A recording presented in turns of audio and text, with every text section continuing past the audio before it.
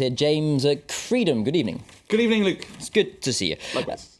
So we've got the French US media talking about the big story that we're talking about here at France 24. That is of course, that first state visit by a French president to the US in about 20 or so years. One of the big things that's been on the minds of commentators on the other side of the Atlantic is the matters of protocol, especially given that François Hollande is arriving on his own.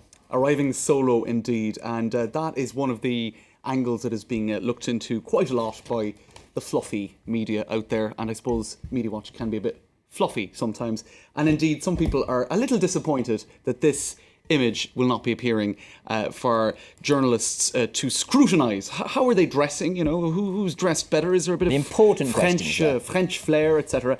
So that image won't be under scrutiny because Valérie Trierweiler is, of course, famously no longer the First Lady of France, which led to all sorts of questions, such as what won't happen during François Hollande's US trip. And thanks to Time.com, we are now informed that we should not expect an empty chair next to François Hollande at the state dinner. That's very informative indeed. It seems that the protocol people at the White House will have figured out some sort of solution, because an invitation was extended to Valérie Trierweiler before all of this happened.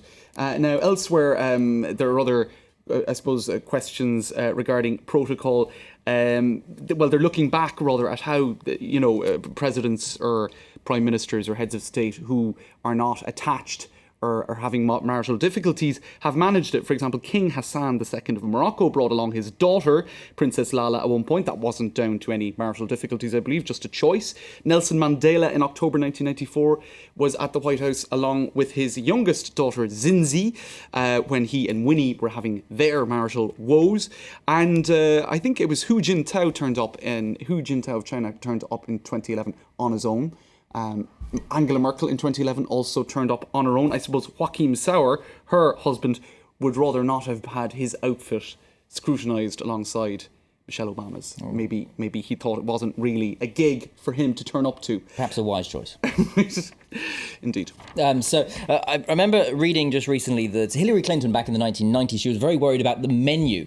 I'm sure she was. The last time a French president, Jacques Chirac, was in the White House for a state visit. What about these other crucial matters? He famously slated Norwegian cuisine at one point. I think British cuisine as well. British cuisine too. That's right. So she had reason to be worried. She could be justified in that worry. What about this time around? We're always worried when we invite a French guest, and that's the question of not just food, but wine too. That's right. They're all oenologists, is that the word? Wine experts? I think it might be. It's not quiz your vocab. But anyway, so the wine list, you're very curious, I'm sure, is 3 American wines. I was about to say, is there any French wine on the list? No. Absolutely none whatsoever. Now, could that be interpreted as a diplomatic snub, a slap in the face to a French nation very proud of its wine?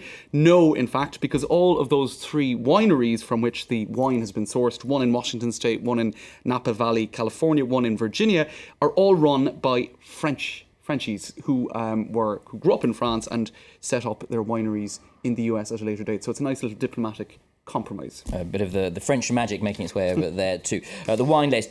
Some other lighter moments about the trip, or the meeting between the two presidents. Quips about cheeseburgers and the weather. What's this? That's right. Well, you in between deep discussions about policy, etc., you have to have the odd quip. And indeed, they did mention, I think, François Hollande living in the US at one point, sampling cheeseburgers in Chicago, all of this kind of stuff. Now, that was a joke that Barack Obama made in 2012 in Paris, so he seems to be churning out the same old jokes from the protocol handbook. But there was one joke he made in 2012 in Paris that he did not make this time, Luke, and that was when he teased Barack Obama. Let me get you this headline from French rolling news channel BFM Television. He teased Barack Obama about riding around Paris on a scooter. He said, "You'll have to stop that. You'll have to abandon that now that you are a president. I know myself that my security people don't allow it." He conveniently neglected to repeat that joke this time around because, of course, for those who aren't aware, he was famously photographed by paparazzi leaving the Elysée on a scooter for trysts on Rue du Cirque with Julie Gaillet. Okay, James Creedham keeping a very close eye on the jokes made by the two presidents over the past couple of years. Thank you. Thank you indeed, Luke. Very much, James Creedham. That was France 24's Media Watch. We'll have more news and headlines in just a few minutes' time. Do stay tuned.